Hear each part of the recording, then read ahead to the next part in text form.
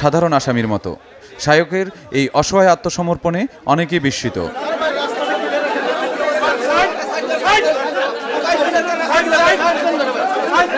আমাদের আব্দুস সুবহান গুলাব সাহেবের যে ৯টা বাড়ি, এর মধ্যে ৮টা বাড়ি উনি ক্যাশে কিনছেন। এটা একটা চারটিখানি কথা না, আইনেই আছে যে কোনো ওয়েতেই।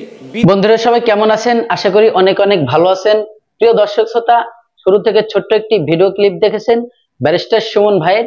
আজকে কিন্তু ব্যারিস্টার সুমন ভাই গোপন কথা জানাই দিল। আজকে কিন্তু ব্যারিস্টার সুমন ভাই এমন কিছু তথ্য দিল, যারা ওপেন করেছেন দেখার জন্য সবাইকে অনুরোধ করব পুরো ভিডিওটি আজকে কন্টিনিউ করবেন। ব্যারিস্টার সুমন ভাই আজকে গোপন তথ্য জানাই দিল দেশের দুর্নীতি কোথা থেকে হয় এবং দুর্নীতি কারা কারা করে এবং কেন দুর্নীতি করে, দুর্নাশ করে। ব্যারিস্টার সুমন ভাই যেখানে দুর্নীতি আছে সেখানে সে জোকের মতো লেগে পড়ে। আর যতক্ষণ পর্যন্ত দুর্নীতি করাবো না, চলুন সেই ভিডিওটি দেখি। ব্যারিস্টার সুমন ভাই কি বোর মাঝে আমরা গোপন তথ্যগুলো জানতে পারবো। আমাদের আব্দুস সুবহান গুলাব সাহেবের যে ৯টা বাড়ি, এর মধ্যে ৮টা বাড়ি উনি ক্যাশে কিনছেন। এটা একটা চারটিখানি কথা না, আইনেই আছে যে কোনো ওয়েতেই বিদেশে বাংলাদেশে থেকে আপনি বিদেশে কোনো বৈধ টাকা দিয়েও আপনি কোনো সম্পদের মালিক হইতে পারবেন না। উনি শপথ নেওয়ার ৭ মাস পরে উনার আমেরিকান সিটিজেনশিপ সারেন্ডার করেছেন। মাননীয় প্রধানমন্ত্রী ২০১৯ সালে নিউ ইয়র্কে একটি বক্তব্যতে স্পষ্ট বলছিলেন যে অসৎ দুর্নীতিবাজ আমার দলের হলেও ছাড় নাই। এটা মাননীয় প্রধানমন্ত্রীর বক্তব্য ছিল।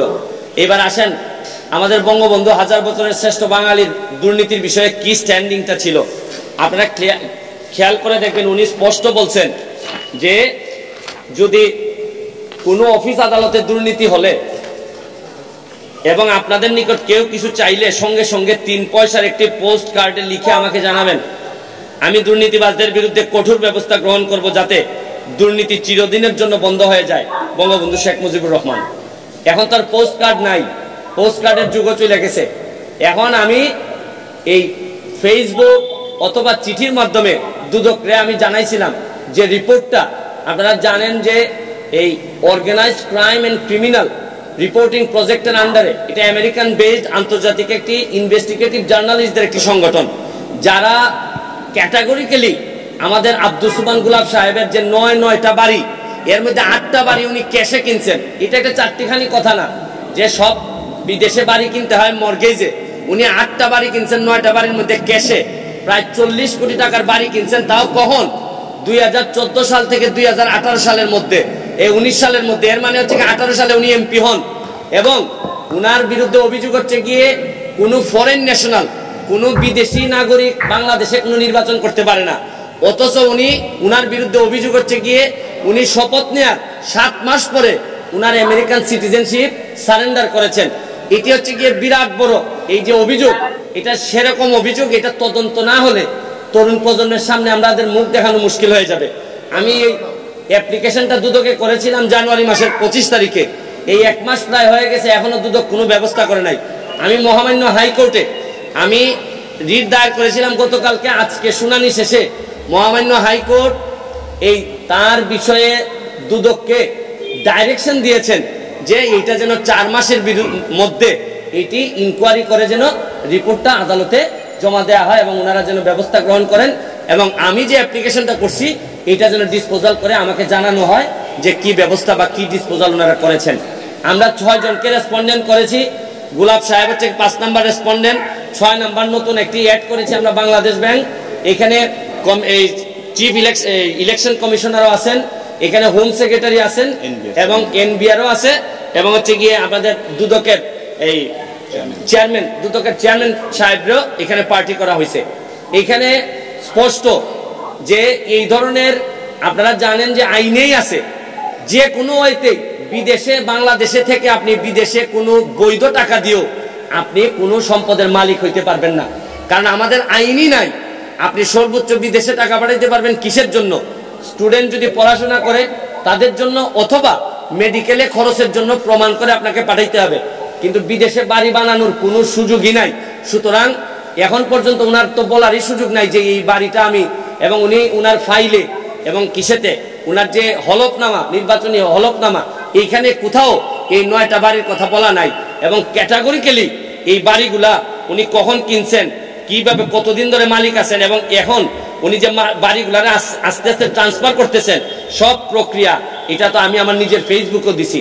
আমি বিশ্বাস করি যে শুনেন, বঙ্গবন্ধুর আদর্শের সৈনিক হিসাবে আমি বঙ্গবন্ধুর আদর্শের সৈনিক হিসাবে সব সময় দাবি করি যে আমার রাজনৈতিক ভবিষ্যতের চেয়ে আমার দল এবং দেশের ভবিষ্যৎ অনেক বেশি জরুরি। প্রয়োজনে যদি রাজনৈতিক ভবিষ্যৎ নষ্ট হয়। আমাদের মাননীয় সদস্য জনাব সৈয়দ সাইদুল হক 242 হবিগঞ্জ 4, আপনার সময় 5 মিনিট। ধন্যবাদ মাননীয় স্পিকার। বলে না যে পাপের ঘর যখন পূর্ণ হয় তখন যে কোনো জায়গায় আজরাইলের জন্ম হয়। আপনি মনে করেন যে ওনার জন্য এখন দুদক বা অন্যান্য যারা, আমার মনে হইতেছে, আমার মন বলছে যে ওনার পাপের ঘর পূর্ণ হয়েছে, ওনার আর জবাব দেওয়ার জায়গা নাই। He is caught. তোমার 9টা বাড়ি আছে ভাই, তুমি এমপি এই দেশে আর মাল বানাচ্ছ বিদেশে, এগুলা হবে না। শুনেন, আমি বারবার বলি না যে মজা মারে ফজা ভাই, আর আমরা খালি বইটা পাই। হাজার হাজার নৌকার কর্মীরা বইটা পাইতেছে, আর এই মজা মারতেছে হচ্ছে গিয়ে এই গোলাপের সাহেবের মতো ফজা ভাইরা। এটা যদি দীর্ঘদিন চলে, দল এবং জাতি নষ্ট হয়ে যাবে। আব্দুস সোবহান গোলাপ সাহেব, যিনি মাদারীপুরের এমপি, উনি 2014 সাল থেকে 2019 সাল পর্যন্ত 9টা বাড়ি কিনেছেন, এবং এগুলা প্রায় 40 কোটির উপরে। এবং বাড়ি কিনছেন কখন? উনি যখন বাংলাদেশে ছিলেন।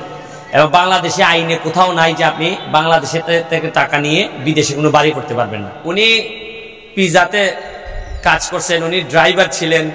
যেমন আমি লন্ডনের ড্রাইভার ছিলাম, আমি তো কোনোভাবে আমার বারের বেতনটাই তুলতে পারি নাই, তাও আমার $3-4 আমার এই পাউন্ড আমার ঋণ করতে হয়েছে। তার উপর আবার একটা বড় জিনিস হচ্ছে গিয়ে, উনি যদি 1980 সালে বাড়ি কিনতেন, তার কথা ছিল। উনি যখন 2009 থেকে এখানে সরকারি দায়িত্বে আছেন, এরপরে 2014 সালে ওনার কেনা শুরু। এর মানে যখন আওয়ামী লীগ দ্বিতীয়বার ক্ষমতায় আসলো, আর 19 সাল পর্যন্ত 5 বছরে উনি 9টা বাড়ি কিনছেন 40 কোটি টাকা। আরে এর মানে হচ্ছে কি, ওই সময় তো আর উনি লন্ডন আমেরিকায় না। যদি বুঝতাম যে আমেরিকায় আছেন, কাজ করতেছেন, তাও একটা কথা ছিল। এর মানে হচ্ছে কি, ওনার আর জবাব দেওয়ার জায়গা নাই। He is caught. এখানে অভিযোগ আছে স্পষ্ট যে উনি নির্বাচিত হওয়ার পর 7 মাস পরে, শপথ নেওয়ার 7 মাস পরে উনি উনার আমেরিকান নাগরিকত্ব সারেন্ডার করছেন, যেটা পুরাপুরি আইন বিরোধী, এবং এটাও তো তদন্ত হওয়া দরকার। আর আরেকটা জিনিস শুনেন, এই মামলাটা করতে গিয়ে আমাকে অনেকে বলেছেন যে আপনার রাজনৈতিক ভবিষ্যৎ বলে আর কিছু থাকবে না, কারণ আপনি আওয়ামী লীগ করেন। আমি বলছি যে আমার রাজনৈতিক ভবিষ্যৎ নষ্ট হয়েও যদি দল এবং দেশের রাজনীতি বা দেশের ভবিষ্যৎ ঠিক থাকে, তাহলে যাক না আমার রাজনীতি জলাঞ্জলি, তাও দেশটা ভালো থাকে। অনেকে আমাকে বলেন যে আপনি কি দলের লোকের বিরুদ্ধে বলছেন কেন? আরে দুর্নীতিবাজ তো দুর্নীতিবাজি, সে তো, তার তো কোনো দল থাকে না। দেখেন মুস্তাকও তো আওয়ামী লীগ করতো, খন্দকার মুস্তাক, কিন্তু সে তো ইতিহাসের জঘন্যতম ঘটনাটা তো ঘটাইছে মুস্তাকের নেতৃত্বে। এর মানে আওয়ামী লীগ করলেই একটা লোক খুব ভালো হয়ে যাবে, বা সে কোনোদিন আওয়ামী লীগের সাথে বেইমানি করবে না। দেখেন, এই লোকটা যদি 9টা বাড়ি বানাই থাকে, আল্লাহ মাহবুদ জানে অন্য জায়গাগুলোতে কি বানাইছে, তাইলে সে তো আওয়ামী লীগের ভিতরে থেকে আওয়ামী লীগটারে খাচ্ছে। হাজার হাজার লক্ষ লক্ষ কর্মী আছে যারা জীবনে 1 টাকা 2 নাম্বারই করে নাই, এরা বঙ্গবন্ধুরে ধারণ করে। শুনেন, বঙ্গবন্ধুকে আদর্শকে ধারণ করবেন আর দুর্নীতি করবেন, এটা একসাথে হইতে পারে না। গোলাপ সাহেব, আমি যেটা সাংবাদিক মাধ্যমে শুনলাম, উনি 500 কোটি টাকার মানহানির মামলা করেছেন আমার বিরুদ্ধে।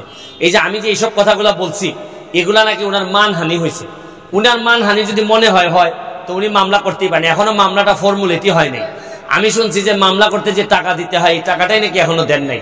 তবে উনি মামলা করলে, আমি যেভাবে মামলা করছি, উনাকে ফেস করতে হচ্ছে। উনি যদি আমার বিরুদ্ধে মামলা করেন, আমি ফেস করবো। এখানে তো লুকালুকির কিছু নাই।